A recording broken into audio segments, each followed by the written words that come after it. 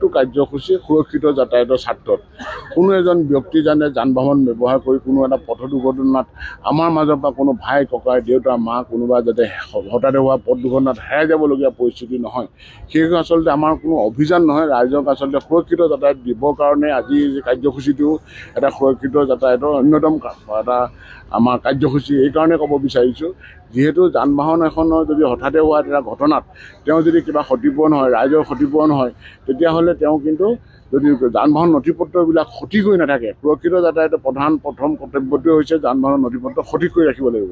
অন্যথা তেওঁ কিন্তু কোনো ক্ষতিপূৰণ চৰকাৰৰ ফালৰ পৰাই হওক বা ইঞ্চুৰেঞ্চ কোম্পানীৰ ফালৰ পৰা তেওঁ নাপাব। দ্বিতীয় কথাটো হৈছে আমাৰ যিবিলাক কাৰ্যসূচী ধৰক আপোনাৰ এতিয়া নতুন বৰ্ষ আহি আছে 31 ডিচেম্বৰ, খ্ৰীষ্টমাছ, ইয়াৰ পাছতে আমাৰ বাপতি সাহোন ভোগালী বিহু আছে। এইখিনি সময়ত মানে আমাৰ এতিয়া আনন্দমুখৰ পৰিৱেশ এটা চাৰিওফালে বিৰাজমান হৈছে। গতিকে এই আনন্দমুখৰ পৰিৱেশৰ মাজত একোটা পথ দুৰ্ঘটনাৰ মৃত্যুৰ বাতৰিয়ে আমাৰ এই আনন্দমুখৰ পৰিৱেশটো যাতে বিনষ্ট নহয়, আমাৰ হৃদয় ভাঙি নাযায়, সেয়েহে আমি আচলতে ৰাইজক সুৰক্ষিতৰ কাৰণে আগন্তুক দিনবিলাকত ইতিমধ্যে বিভিন্ন কাৰ্যসূচী গ্ৰহণ কৰা হৈছে। তাৰ মাজত আমাৰ বিশেষকৈ নিশাৰ ভাগত যিটো আজিকালি এটা অভিযোগ পোৱা যায় যে খুৰাপাৰী চালকৰ দ্বাৰা যথেষ্ট সংখ্যক পথ দুৰ্ঘটনা সংঘটিত হৈছে, মানুহ তেওঁৰ লগতে আমাৰ সমাজখনৰ কাৰণেও ক্ষতিকাৰক হৈছে। সেয়েহে আমাৰ এটা বিশেষ তালাচী ইতিমধ্যে চলি আছে। আমাৰ এনফৰ্চমেণ্ট বাহিনী ইতিমধ্যে বিভিন্ন জিলা প্ৰশাসন, পুলিচ প্ৰশাসন, পৰিবহণ বিভাগ, আবকাৰী বিভাগ, এক্সাইজ ডিপাৰ্টমেণ্টৰ সৈতে মিলিত প্ৰচেষ্টাৰে অভিযান চলি আছে আৰু ক্ৰমান্বয়ে আৰু ব্যাপক তালাচী চলিব, যিহেতু খ্ৰীষ্টমাছ আৰু 31 ডিচেম্বৰ সমাগত। আৰু ইয়াৰ উপৰি বনভোজৰ সময় আজি যোৱাকালি শনিবাৰ দেওবাৰ যথেষ্ট বনভোজকাৰী দল আমাৰ বনভোজস্থলীত পৰ্যটনস্থলীত গৈ বনভোজ খাইছে। গতিকে এই বনভোজকাৰী দলসকললৈও আমাৰ বিশেষভাৱে সজাগতামূলক কাৰ্যসূচী চলি আছে জিলা পথ সুৰক্ষা সমিতিৰ নিৰ্দেশত।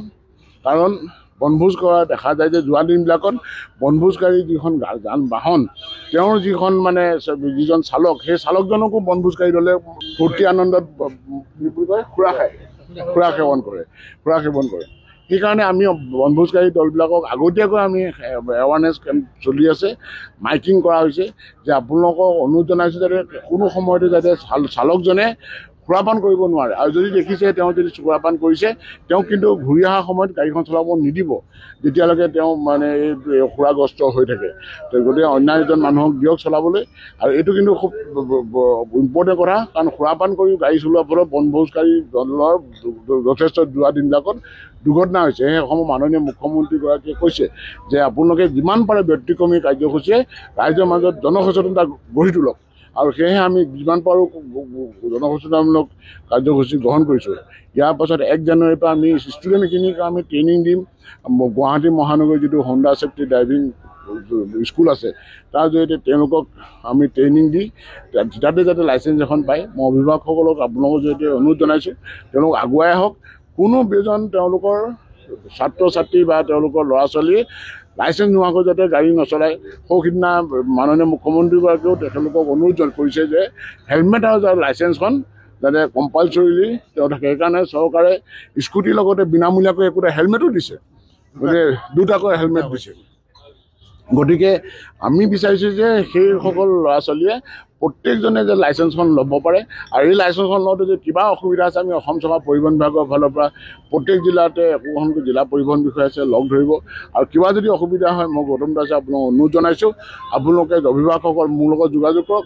য'তেই অসমৰ যিকোনো সময়ত যদি লাইচেঞ্চখন বনাবলৈ অসুবিধা হৈছে, অনলাইনত আপোনালোকে এই সেৱাটো লওক আৰু অসুবিধা হ'লে আমাক যোগাযোগ কৰক।